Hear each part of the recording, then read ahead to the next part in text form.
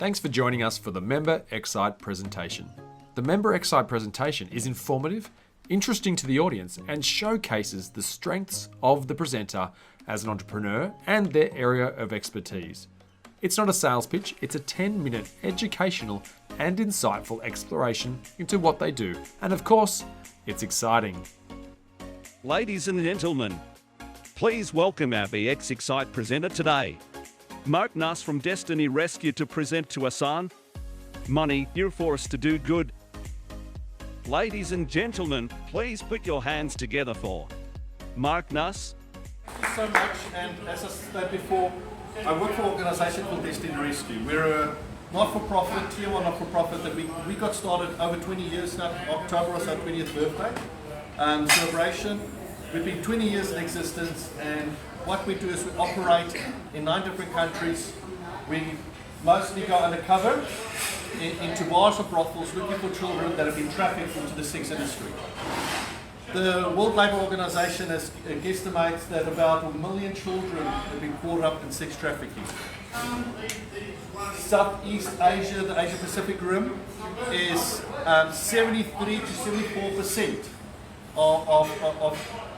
take up 73 to 74% of children that have been trafficked in the world in the sex industry is in that area. So we operate in countries like the Philippines, Cambodia, Thailand, Dominican Republic. We're also in Uganda, in Africa, and we're in the process of looking at other countries there as well. And then we've got quite a few nations, because it's live stream, which I can't mention, which we call undisclosed nations. Because of politically sensitive reasons, we don't mention them, but we operate in there. So we've got 3 different forms of rescue. It is COVID rescues, where we go in, like I said, undercover, act like we're sex tourists, go to bars and brothels, and then you dark hole looking for children who have been trafficked in those places, and we will rescue them from there.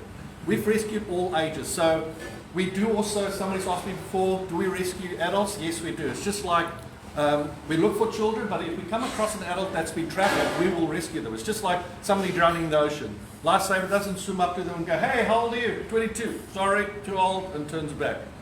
We will rescue them if we come across. We found some girls that they've been stuck there for 4 or 5 years. So by the time we rescue them, they've come of age, but they've been stuck there for all those years. So we'll definitely rescue them. So we've rescued all ages. This year we had our 2 youngest. It was actually 1 month. We had in 2 separate countries 8-month-old babies, and from that every age up. So I just want to give you the latest figures. In 2011 we decided, all right, we're going to clear the tables and start from 0, because at that stage, up till then, we were so busy building and expanding, and we wanted to make sure we have very clear records. So we said, all right, let's start at 0, 2011. And so from that moment on till today, we've rescued 7,894 individuals. This year, we're sitting on, we had a target of 1,283 rescues that we planned for this year. We are already sitting on 2,092. Sorry, I was looking up for the latest figures. 2,092 rescues, which is 163% over what we had targeted. We believe next year will be definitely way higher, because of the borders opening up and things opening up. We had to adapt it during COVID. We actually offered all our undercover agents whether they wanted to go home when COVID hit, and all of them said the same thing: no. These children don't get a chance to go anywhere, so why should we? So other forms of rescue is also raid rescues, where we actually get police units in. We actually build a case against a place, especially a place that's actively trafficking children. We'll go in and with the police, raid the place gets shut down, managers, everybody involved in it will get taken into custody, and all the children that have been trafficked, they get set free.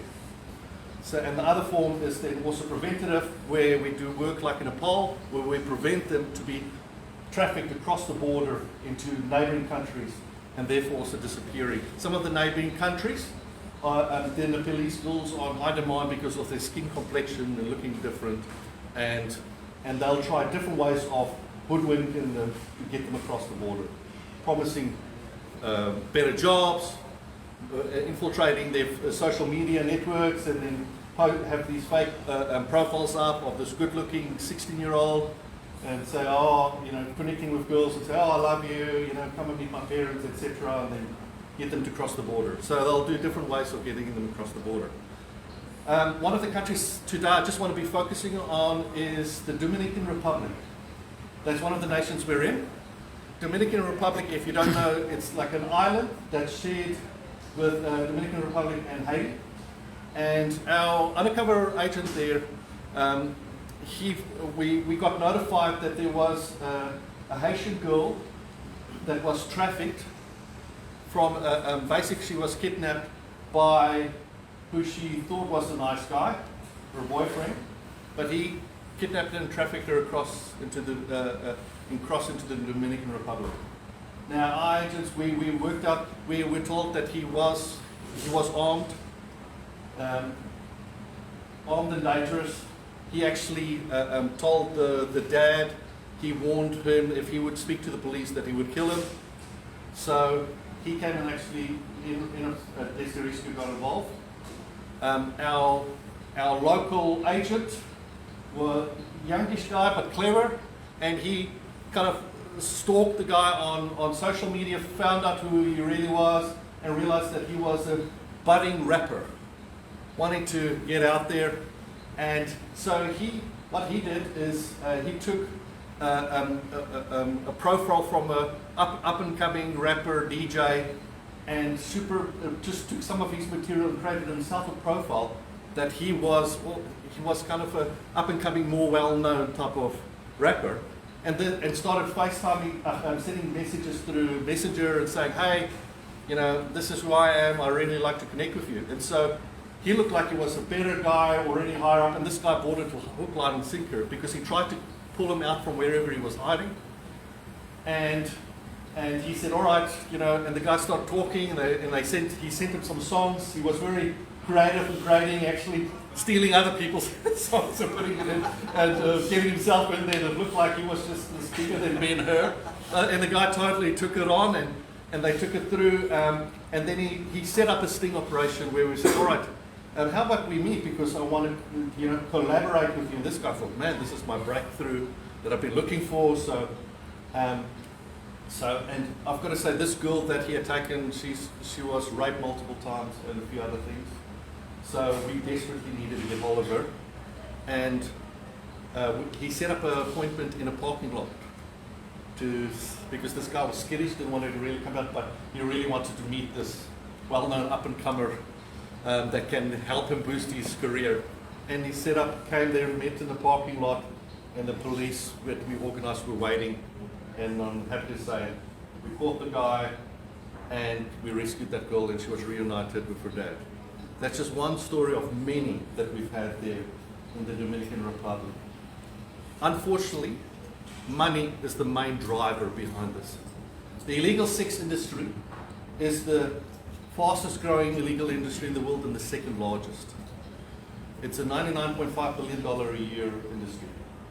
It's fueled by men traveling from all over the world into these different countries like the Dominican Republic and everywhere else, and travel as sex tourists and go into these places. And so it's demand and supply, pure economics.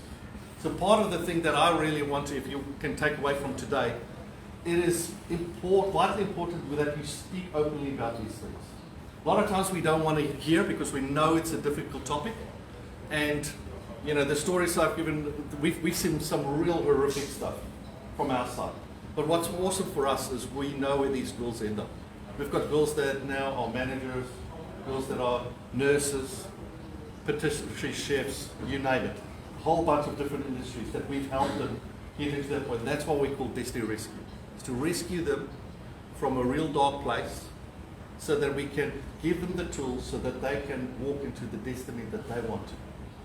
Not the one they were railroaded into. But it starts about us all talking about it, openly talking about it, bringing it forward. And by bringing it out in the light, you start shining the light on, it starts getting more and more people to ask the right questions. I spoke at one place, and I'll finish up with this. I spoke at one place at a university. They got me to come and speak. And after that, there was one girl hanging around. And at the end, she came and I could see she wanted to talk to me. So I kind of spoke to her and she said, I've got an uncle that goes 4 times a year to Thailand. We never see any photos of holidays. We don't know what he's doing. And I'm going to ask him the question directly. What are you doing going to Thailand? What are you doing there? Thank God. Yes. And because we see them. When we undercover, we see them. Anyway. So, for me, that's brave of her, but that's a great start. The more we start asking those questions, the more people will have to take account of their actions and start thinking, what am I fueling? What am I help fueling? How many lives am I destroying through that process? So thank you so much for listening to me, guys. I know sometimes this topic is heavy. I tried to keep it more lighter today. But thank you so much. And if there's any questions. When was your event on that you've got coming up?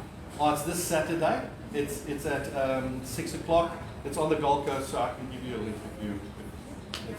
Bruce Brewery at Paradise Point is the best sunset on the Gold Coast. It is. It's right on the water. It's Best actually a beautiful sunset on the place. Gold Coast. And when it says brewery, in your mind you think tavern. No, It's not. It's no, a beautiful, Been beautiful there many place. times. Yeah. But I'll give you the link. Thanks. What's the follow-up once you rescue Yeah, yeah. someone?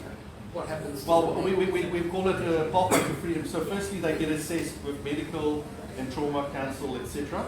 And then we work out their last pathway to freedom. Like, for example, were the parents involved in the trafficking? Or was there abuse at home?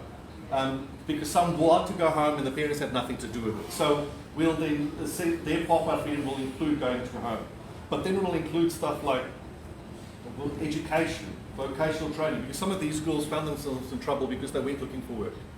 There was pressure financially at the home, and so they went looking for work. And when they went looking for work, they were naively thinking of things that we would all think of, not where they ended up in. So yes, so there is a whole pathway, and that's the important part. The rescue is only the start. It's like somebody drowning, you've got to pull them out, otherwise they're going to drown. But once you've drowned, you've got to resuscitate them and a whole bunch of them, and then if there's more trauma and issues, you've got to help them through the whole recovery, and that's the other part that we work on. So we've got rescue centers where they go initially, and from that point we work on the pathway of freedom.